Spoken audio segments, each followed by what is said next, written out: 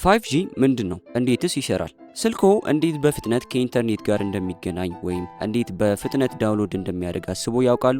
መልሱ 5G ነው። 5G ማለት አምስተኛው የሞባይል ኔትወርክ ቴክኖሎጂ ትውልድ ማለት ነው። ይህ በሽቦ አልባ ወይም ዋይርለስ ግንኙነት ውስጥ የቅርብ ጊዜ የእድገት ደረጃ ነው። እያንዳንዱ የሞባይል ኔትወርክ ትውልድ በፍጥነት በአቅምና በግንኙነት ላይ ማሻሻሎችን አምጥቷል። 5G እንደ 3G እና 4G ባሉ ቀደምት ትውልዶች ላይ በመገንባት እጅግ ፈጣን ዳታና ብዙ መሳሪያዎችን በአንድ ጊዜ የማገናኘት አቅምን ይሰጣል። 5Gን ለመረዳት የሞባይል ኔትወርክን በሬዲዮ ሞገዶች አማካኝነት መረጃን እንደሚልክና እንደሚቀበል ስርዓት አድርገው ያስቡት። እነዚህ የሬዲዮ ሞገዶች በመሳሪያው ወይም ለምሳሌ በስማርትፎኑ እና በአቅራቢያ ባሉ የሞባይል ማማዎች መካከል ይጓዛሉ።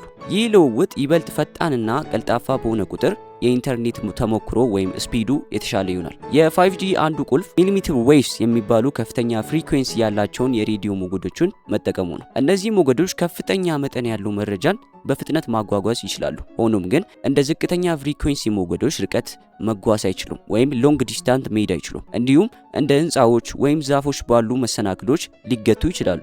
ይህንን ለመፍታት 5G ኔትወርኮች እርስ በርስ ተቀራርቦ በተቀመጡ ብዙ ትንንሽ የሞባይል ማማዎች ይጠቀማሉ። እነዚህ ትናንሽ ማማዎች በአጭር ርቀት መልእክቶችን ለመላክና ለመቀበል ይረዳሉ። ይህም ጠንካራና ፈጣን ግንኙነትን ያረጋግጣል። ሌላው የ5G አስፈላጊ ገጽታ እጅግ በጣም ብዙ መሳሪያዎችን በአንድ ጊዜ ማገናኘት ችሎታው ነው። ይህ በቤቶች በከተሞችና በኢንዱስትሪዎች ውስጥ ለሚጨምሩት ስማርት መሳሪያዎች ብዛት በጣም ጠቃሚ ነው። ከስማርት የቤት ውስጥ መገልገያዎች እስከ ተገናኙ መኪኖች ወይም ኮኔክትድ ካርስ እና የርቀት ሕክምና መሳሪያዎች ድረስ 5G ኔትወርኩን ሳያጨናንቅ ብዙ መሳሪያዎችን አብሮ እንዲሰሩ ያስችላል። በተጨማሪም 5G መረጃን በመላክና በመቀበል መካከል ያለውን መዘግየት ወይም ላተንሲ ይቀንሳል። ዝቅተኛ ላተንሲ ማለት ድርጊቶች ወዲያውኑ ይከናወናሉ ማለት ነው። ይህ እንደ የርቀት ቀዶ ጥገና ወይም ራሳቸውን በራሳቸው የሚያሽከረክሩ መኪኖች ላሉ ፈጣን ምላሽ የሚፈልጉ ዘርፎች ጠቃሚ ሊሆን ይችላል።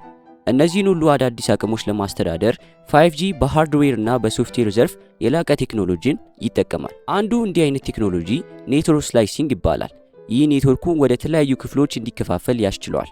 እያንዳንዱ ክፍል ለተወሰነ የአገልግሎት አይነት የተመደበ ነው። ለምሳሌ አንዱ ክፍል ስላይስ ለአደጋ ጊዜ አገልግሎት ፈጣንና አስተማማኝ ግንኙነትን ሲደግፍ፣ ሌላኛው ደግሞ ለመደበኛ የኢንተርኔት አጠቃቀም ሊያገለግል ይችላል። 5G የኢነርጂ ወይም የኃይል ቆጣቢነትን ያሻሽላል። ምንም እንኳን ብዙ መረጃዎችንና መሳሪያዎችን ማስተናገድ ቢችልም ከቀደምት ትውልዶች በበለጠ በብልህነት ኃይልን ይጠቀማል።